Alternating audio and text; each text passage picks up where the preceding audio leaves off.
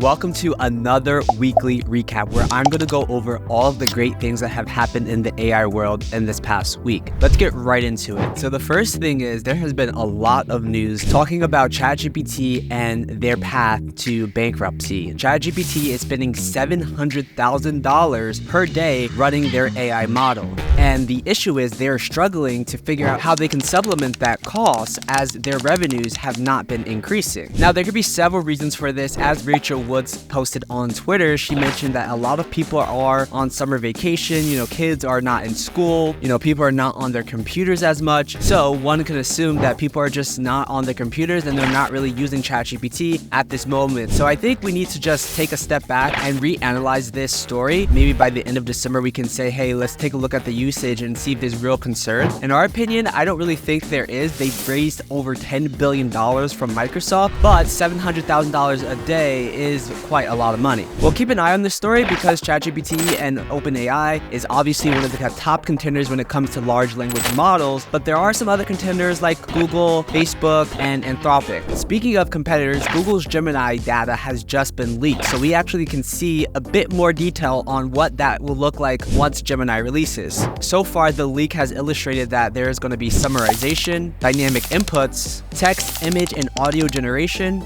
reasoning ability, translation, as well as a marketplace for developers to contribute to this AI. This week, Google has also released a summarization functionality to their search results, what they call SGE, which is Search Generative Experience. As your search results appear on the page, there'll be an option for you to summarize it, so you don't actually have to click on the link. You can actually see what the article is talking about, which I think is a really cool feature to add to the search experience, and I believe Google has intentions to further expand what capabilities their search will have. Now, there's been a lot of talk of regulation, especially in the United States, but other countries are putting regulation on AI as well, and China just this Tuesday released a massive regulation to their AI startup scene. Any AI product has to go through regulation and review, and on top of that, any AI generated content needs to say AI generated, which actually follows suits with what Meta is doing with Instagram, testing the generated AI content label. So we can see that this is a trend that's going to continue. Microsoft just released a private option for ChatGPT to be enabled in businesses through their Microsoft Azure product. It's completely private. It's actually separate from ChatGPT and OpenAI so that you can have your own private server. You don't have to worry about privacy or data leaks. Nothing goes out of the network without you knowing, so you have complete total control. And if you're already using Azure products, you can actually enable this for free. You don't have to pay anything, which is awesome. Speaking of products adding additional new features, especially when it comes to AI, Amazon just released a cool way for store owners to automatically create AI-powered review summaries. So what this will do is it will basically find the commonalities between reviews and give you a summary of those reviews. So you no longer have to go and search 1,000 pages to look at the best reviews. You can just look at the summaries and get a better understanding of what customers are saying. And this is a trend that we're seeing when it comes to e-commerce, just making the shopping experience easier by using AI. So we think that this trend will definitely continue, especially because Amazon just announced recently that they plan on investing $100 million in their AI products.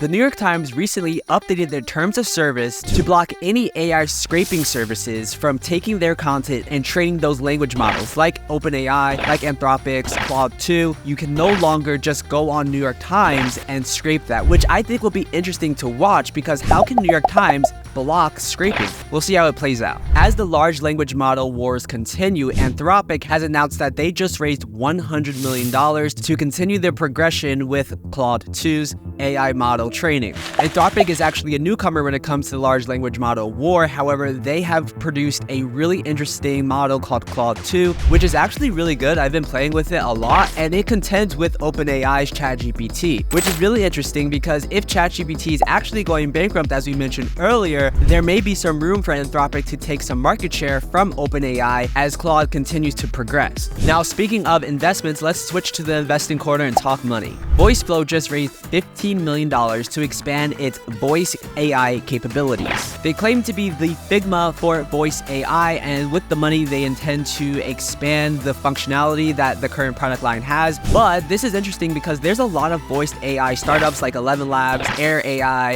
and now we have VoiceFlow, and it could be interesting to note that as time progresses, these AIs are going to get really good, and we can imagine that there's going to be some regulation when it comes to these voice AIs, because we won't be able to tell the difference between an AI voice and a real human's voice. So that's going to be interesting to watch as companies continue to raise funds for these voice AI platforms. Now, this isn't technically a fundraise announcement. However, NVIDIA's stock increased by 7% because GPUs continue to dominate in the AI space. At one point, the GPUs were being used for mining with cryptocurrency, but now that's switched over as AI continues to rise in the hype cycle. A lot of AI companies need GPUs to run these models, and NVIDIA is just in the right place. So if you would have put some money in NVIDIA 3 to 6 months ago, you would have seen a nice increase as the stock continues to rise all of 2023. One sector that we believe will continue to see funding is the healthcare industry, and Persist AI has just announced that they raised $4 million to improve the drug formulation process using AI. So what they want to do is take the time it takes to create a drug and cut that by 50%. This is a drastic reduction, as normally drugs take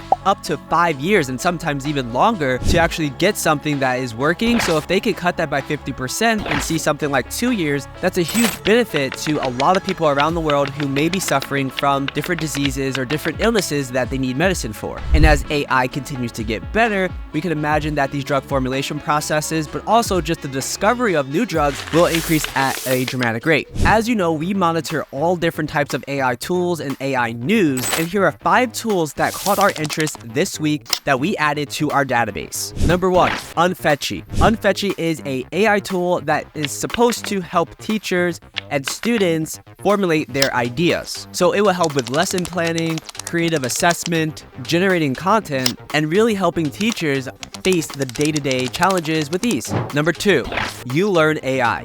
YouLearn is a really cool tool because you can upload different documents to the platform and then chat with those documents. So you can upload a YouTube video, a PDF, a Google file, you name it, you can upload it and directly start speaking to that file and asking questions and learn with the AI from the documents that you upload. Number 3, Upscale Media. This is a really cool tool, especially if you're using Midjourney, because a lot of the times when you export your images from Midjourney, the image is grainy or not the best quality. So with Upscale Media, you're actually able to upscale the image and make it a better quality. We actually filmed a video on this, so make sure you go check that out. Number 4, Axe Video AI. Similar to YouLearn, you're able to upload your YouTube video and start chatting with it. Really cool tool. Number 5, and my favorite, GPT for Work. This is a cool Chrome extension that you can use starting right now for free, and you can use GPT within your spreadsheets when you're trying to create formulas or just trying to analyze data. You can actually ask GPT in the spreadsheet how you can do certain things. It really saves you a lot of time. That's it for this video. If you liked it, give us a big thumbs up and make sure you subscribe, and also make sure you go to bestofai.com so that you can browse and search over 7,000 AI tools just like the ones I mentioned today in this video. And if you want to see more tutorials like the Upscale Media tutorial, make sure you let me know in the comments what you want to see and I will make a video on that. Thanks guys for watching, and I'll see you in the next one. Bye bye.